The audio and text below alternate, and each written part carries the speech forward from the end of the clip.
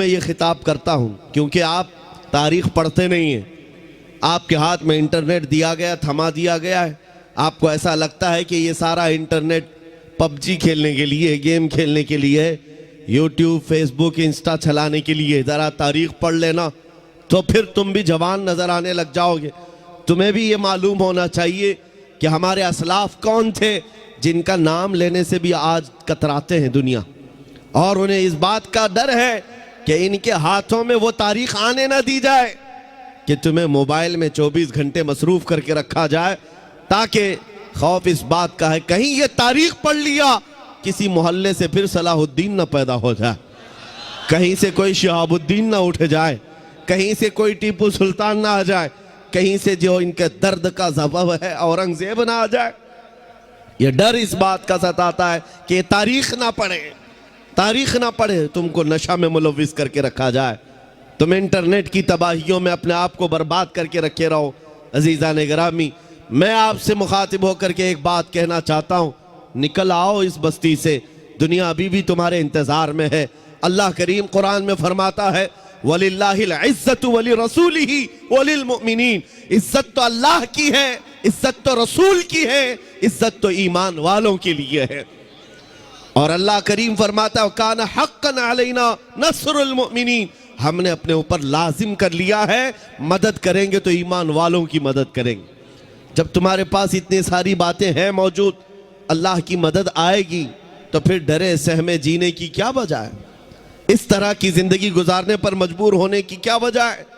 نکل آؤ. اور عزت جو آج بندے، آج جو نوجوان ماڈرنیٹی میں ڈھونڈ رہے ہیں، ماڈرنزم میں ڈھونڈ رہے ہیں، ان کو ایسا لگتا ہے بالی ووڈ اور ہالی ووڈ کے پیچھے بھاگنے پر سٹار بن جائیں گے، خاک سٹار بنیں گے. وہاں کا حال تو یہ ہے جوانی ختم ہو گئی تو ریٹائرمنٹ مل گیا، اور جب چہرے پر جھریاں پڑ گئی، کمر ٹیڑھی ہو گئی، تو اب وہ پردے میں ناچنے والا نہیں ہوگا، دنیا دوسرا ہیرو ڈھونڈ لیتی ہے. وہاں بڑھاپا آ گیا تو اسے سائیڈ بٹھا دیا جاتا ہے، صرف اور صرف جوانی کا غازہ چمکاتا ہے، اور جوانی کی خوبصورتی کو لوگ ہا ہا کرتے رہتے ہیں.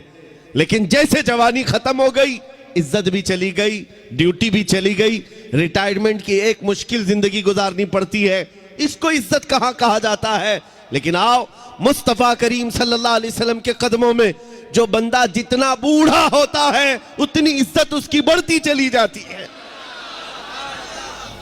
کیا آپ نے ہو سکتا ہے یہاں وہ آنکھیں ہوں گی جو حضور تاج الشریعہ کو دیکھی ہوں گی، اعلیٰ حضرت عظیم البرکت کے اس جانشین کو دیکھی ہوئی آنکھیں ہوں گی، 75 سال کی عمر میں جو حسن و جمال لے کر کے وہ بکھیرنے اپنے مریدوں کے درمیان آتے.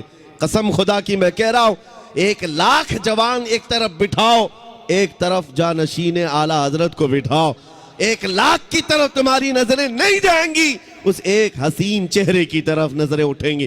وجہ کیا ہے؟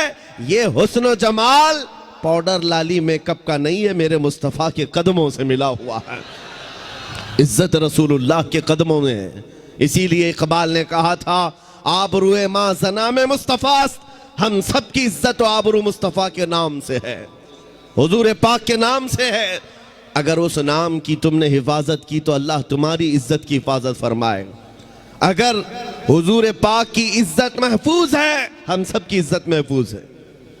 لیکن کوشش یہ بھی ضروری ہے، ہمارے اندر اتنا حساس پن ہونا چاہیے کہ ہم ہر چیز کو کمپرومائز کر لیتے ہیں، برداشت کر لیتے ہیں، لیکن نبی پاک صلی اللہ علیہ وسلم کی عزت کے خلاف کبھی برداشت نہیں کرتے.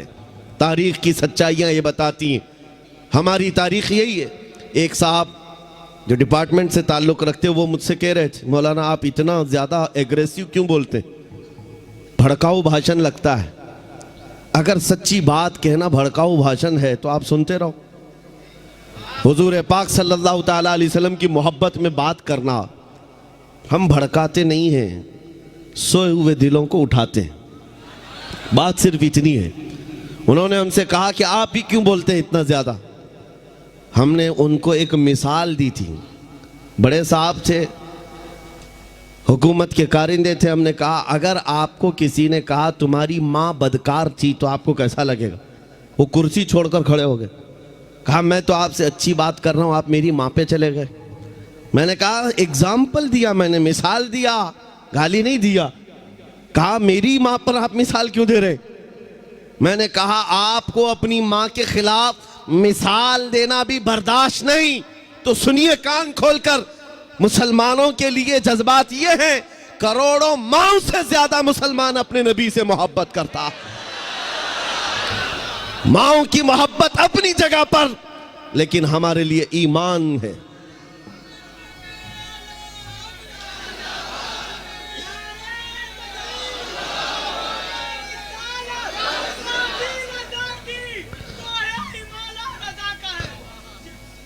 عزیزان گرامی، نبی کریم صلی اللہ تعالیٰ علیہ وسلم کے مقام و مرتبہ کا حال یہ ہے کہ وہ جان ایمان ہے۔ ہم سب کے لیے کیا ہے؟ جان ایمان ہے۔ اور اعلیٰ حضرت نے سچ کہا تھا، وہ جو نہ تھے تو اور وہ جو نہ ہوں تو، جان ہے وہ جہان کی، اور جان ہے تو ہاں، اگر جان ہی نہ باقی رہ جائے تو پھر اس جہان کو لے کے مطلب کیا؟ اس کائنات کا کرنا کیا ہے؟ پوری کائنات کی جان میرے مصطفیٰ کریم کی ذات ہے۔ اور صحابہ کرام کی وہ مثالیں میں آپ کے سامنے رکھتا ہوں۔ عزیزان گرامی وقار، احد کے میدان میں شیطان نے ایک افواہ پھیلائی تھی کہ محمد الرسول اللہ صلی اللہ علیہ وسلم کا انتقال ہو گیا، حضور پاک کو شہید کر دیا گیا۔ یہ افواہ پھیلی، صحابہ کی محبت ایسی تھی کہ ان کے ہاتھوں سے تلواریں چھوٹ گئی، سب چھوٹ گئی، وہ جہاں تھے وہیں کھڑے رہ گئے۔ اس بنیاد پر کئی صحابہ کی شہادت ہوئی ہے، 70 صحابہ شہید ہوئے میدان احد میں۔ لیکن ان کے دل کے اندر کیا بات تھی؟ جب ان سے کہا جاتا اٹھو آگے بڑھو، تو وہ کہتے کہ جب اللہ کے رسول ہی نہیں ہے تو پھر جینے کا مطلب ہی کیا؟ اس کے بعد زندگی کسے کہا جاتا ہے؟ نبی پاک صلی اللہ تعالیٰ علیہ وسلم کے ساتھ ہم تھے۔ عزیزان گرامی وقار، وہ ہر شے میں مصطفیٰ کریم صلی اللہ علیہ وسلم کے جلوے دیکھتے تھے۔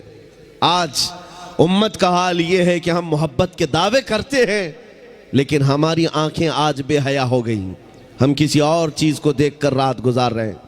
آج ہمارے دلوں کے اندر نفسانیت غالب آنے لگ گئی۔ حضور کی محبت سب کے سینے میں موجود ہے، لیکن اسے میدان میں لے کر اتار کر دکھانا نہیں چاہتے۔ تمہیں داڑھیوں سے نفرت کیوں ہوتی ہے؟ تمہیں ٹوپیوں سے الجھن کیوں ہوتی ہے؟ تمہیں حضور کی سنتوں سے الجھن کس بات کی ہے؟ تم ڈرتے ہو کہ میں سیکولر بن کر کے گھوموں گا، میں ایک سیکولر آدمی بن کر کے رہوں گا، ماڈرن مجھے دنیا کہے۔ تمہیں اپنے چہرے پر حضور کی سنت پسند نہیں ہے تو پھر کس محبت کا دعویٰ کرتے ہو؟ یاد رکھو، اگر تم نبی پاک صلی اللہ علیہ وسلم کی سنت پر عمل نہیں کرو گے تو پھر کسی اور سے کس بات کی امید ہے؟